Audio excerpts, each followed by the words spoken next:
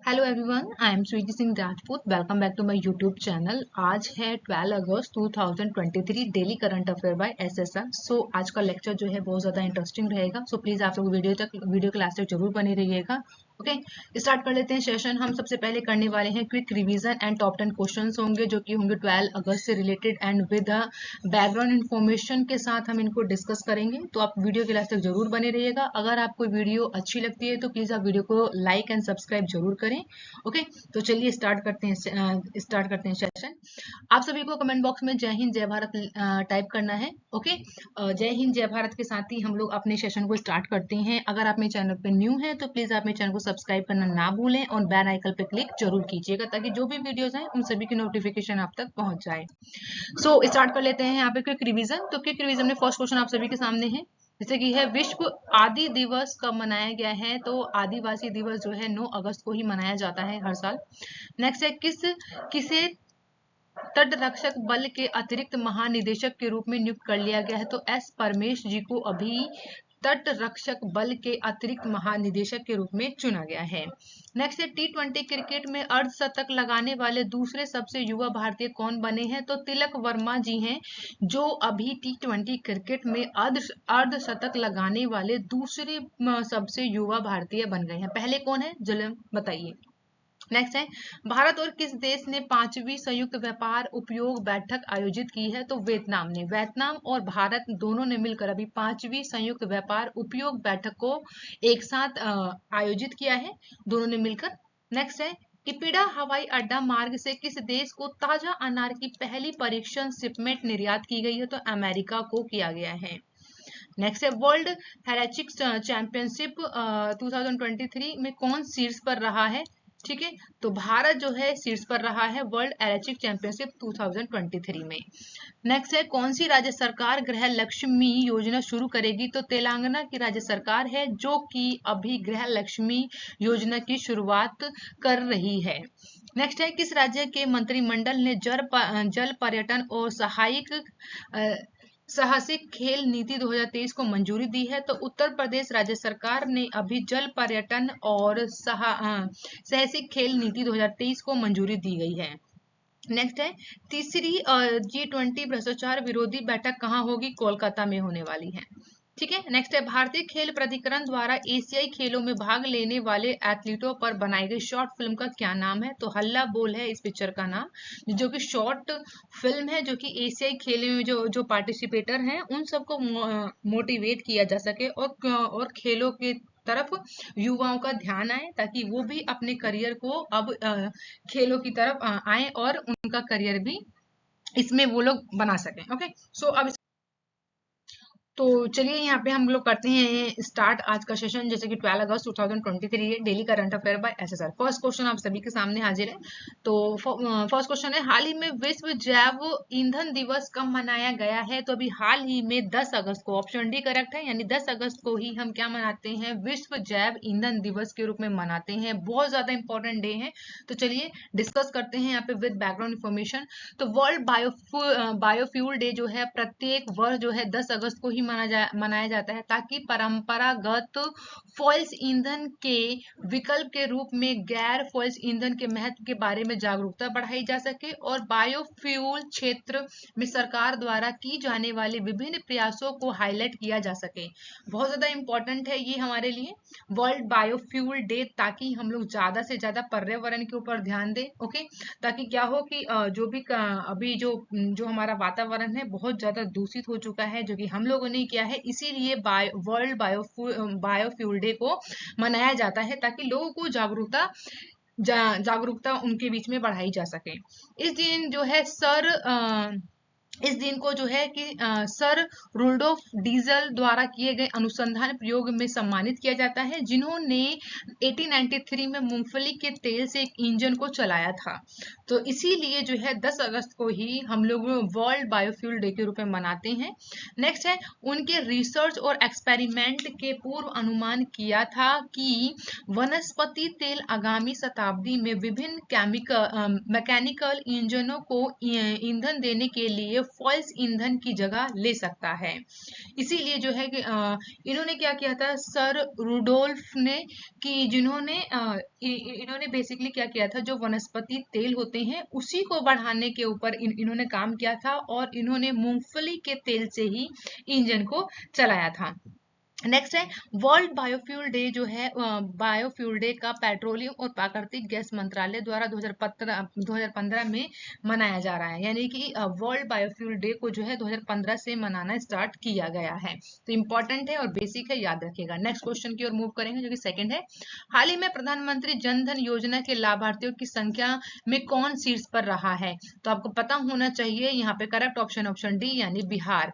बिहार जो है प्रधानमंत्री जन धन योजना के लाभार्थियों में शीर्ष पर रहा है। तो चलिए डिस्कस करते हैं इसके बैकग्राउंड इन्फॉर्मेशन को। प्रधानमंत्री जन धन योजना पूरे भारत में वित्तीय समावेशी को बढ़ावा देने और व्यक्तियों को सशक्त बनाने के लिए एक महत्वपूर्ण उपकरण के रूप में उभरा है, जो कि बिहार और उत्तर प्रदेश और तमिलनाडु 2022-23 में प्रधानमंत्री जन धन योजना के लाभार्थियों की सबसे अधिक संख्या वाले 3 शीर्ष राज्य हैं।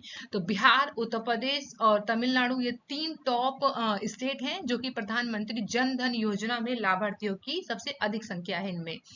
वहीं 2022-23 की बात करें के दौरान जो है कुल जो है 6.23 करोड़ यानी 6.23 करोड़ जो है जनधन खाते खोले गए हैं। वित्त मंत्रालय के आंकड़े के अनुसार योजना के अधिकतम लाभार्थी वाले राज्यों की सूची में बिहार जो है शीर्ष पर है। और यहाँ पर आप नंबर ऑफ देख सकते हैं कितने लोगों ने जन धन योजना को खोला है, यानी बैंक खाता खुलवाया है। तो 22 और 23 का डाटा आप सभी के सामने है। नेक्स्ट है उत्तर प्रदेश भी है सेकंड नंबर पर यहाँ पे इतने आंकड़ों के साथ, जो कि दूसरे नंबर पर है, और जो तमिलनाडु है वो तीसरे नंबर पर है। तो जो प्रधानमंत्री जन धन योजना के लाभार्थी के साथ तीनों के तीनों ये स्टेट हैं, इन तीनों का नाम याद रखिएगा, उत्तर प्रदेश, बिहार, उत्तर प्रदेश, तमिलनाडु। मोस्ट इंपॉर्टेंट है, बेसिक है, याद रखिएगा। अब बात कर लेते हैं यहाँ पे प्रधानमंत्री जन धन योजना की शुरुआत कब हुई थी, किसने किया था? तो प्रधानमंत्री जन धन योजना की घोषणा प्रधानमंत्री नरेंद्र मोदी जी द्वारा 15 अगस्त 2014 को लाल किले की प्राचीर से की गई थी, और इसे 28 अगस्त 2014 से शुरू भी कर दिया गया था। तो याद रखिएगा, बहुत ज्यादा इम्पोर्टेंट है। मोदी जी द्वारा 15 अगस्त 2014 को इसको लाल किले से इसकी घोषणा की गई थी, और 28 अगस्त 2014 से ही इसको लागू कर दिया गया था। नेक्स्ट क्वेश्चन है थर्ड, हाल ही में कौन सी राज्य सरकार जो है 1 नवंबर राज्य भर में खेल महारण का आयोजन करेगा? तो करेक्ट ऑप्शन है यहाँ पे ऑप्शन डी यानी असम। तो असम राज्य सरकार ने अभी 1 नवंबर से राज्य भर में खेल महारण आयोजना को घोषित किया है कराने के लिए। तो चलिए डिस्कस करते हैं। मुख्यमंत्री हेमंत बिस्वा शर्मा है, इनकी नेतृत्व जो है राज्य सरकार ने नवंबर महीने में राज्य में खेल महारण नामक एक प्रमुख सहायक कार्यक्रम को आयोजित करने की योजना बनाई है। ये कार्यक्रम जो है आपका 1 नवंबर 2023 से शुरू होगा और 10 जनवरी 2024 तक समाप्त होगा। प्रतियोगिताएं जो है 5 विविधाओं में होगा, जैसे कि एथलेटिक्स, फुटबॉल, कबड्डी, वॉलीबॉल और खो खो।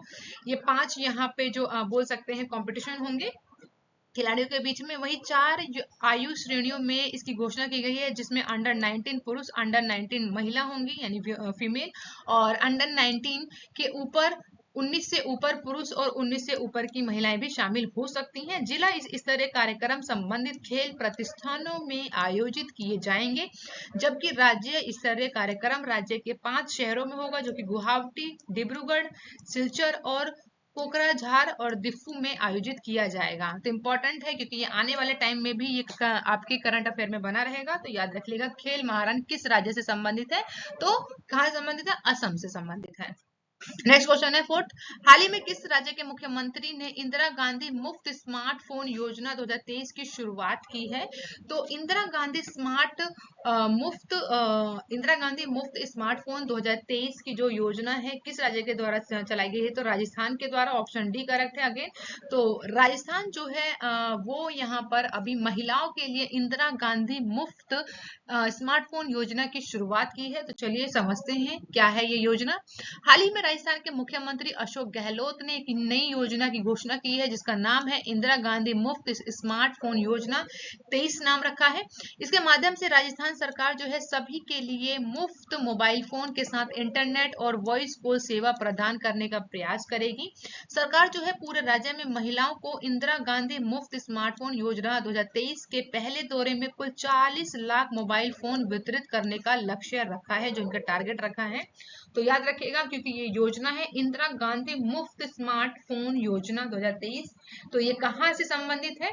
तो ये राजस्थान से संबंधित है ये योजना। नेक्स्ट क्वेश्चन है फिफ्थ, हाल ही में किस राज्य सरकार ने राज्य कर्मचारी डेटाबेस उद्यंत शुरू किया है?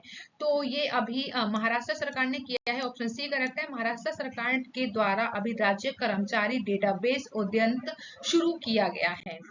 महाराष्ट्र सरकार ने राज्य कर्मचारी डेटाबेस उद्यंत शुरू किया है। महाराष्ट्र सरकार ने अपने अधीन हर विभाग और कार्यालय के वास्तविक ताकत को समझने के लिए अपने कर्मचारियों के व्यापक डेटाबेस का आधुनिकीकरण करने के उद्देश्य से ये निर्देश जारी किया है।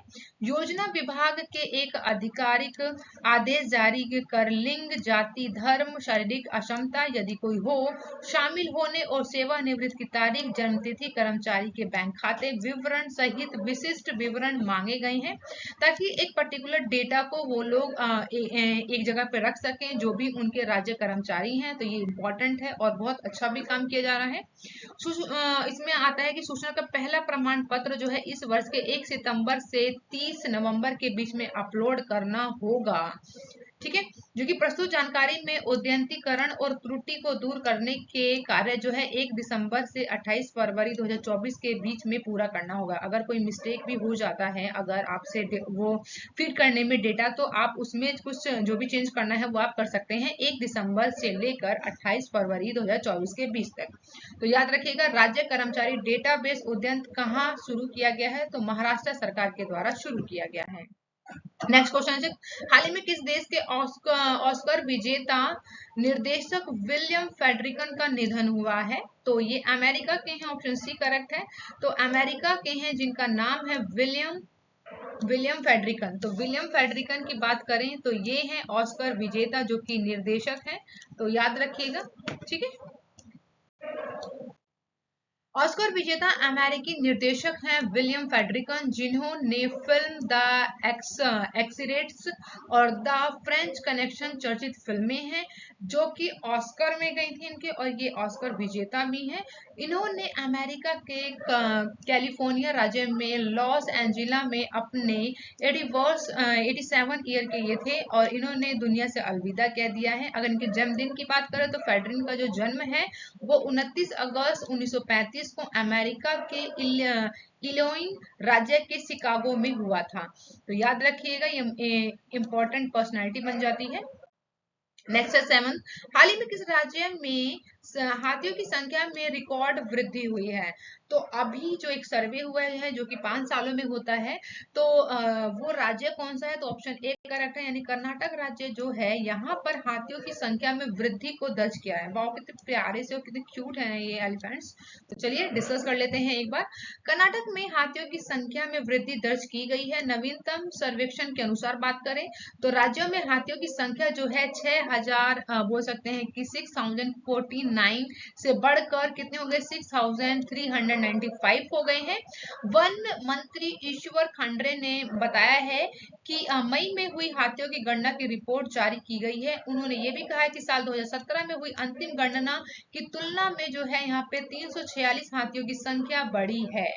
मुख्यमंत्री ने ये भी बताया है कि हाथियों की गणना जो है हर साल 5 साल में की जाती है। जो पिछली गणना हुई थी वो 2017 में हुआ था।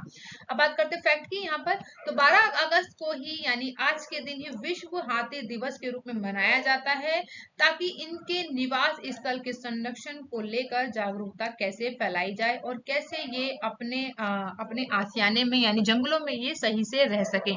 तो ये इंपॉर्टेंट डे भी होता है कि 12 अगस्त को कौन सा डे मनाया जाता है? तो वर्ल्ड एलिफेंट डे के रूप में सेलिब्रेट किया जाता है। नेक्स्ट है 8 क्वेश्चन, हाल ही में किस राज्य की विधानसभा की राज्य का नाम बदलने के लिए विधायक पारित किए हैं? तो अभी जो है बहुत ज्यादा इंपॉर्टेंट है ये वाला क्वेश्चन, क्योंकि ये जो है किसी पर्टिकुलर स्टेट का नाम बदलने की बात की गई है। तो अभी जो है विधायक विधानसभा में अभी राज्य का नाम बदलने के लिए विधायक भी पारित किया जा चुका है। तो ऑप्शन डी सही है यहाँ पे, केरल। तो केरल जो है अभी अपना नाम बदलना चाहता है। तो चलिए देखते हैं।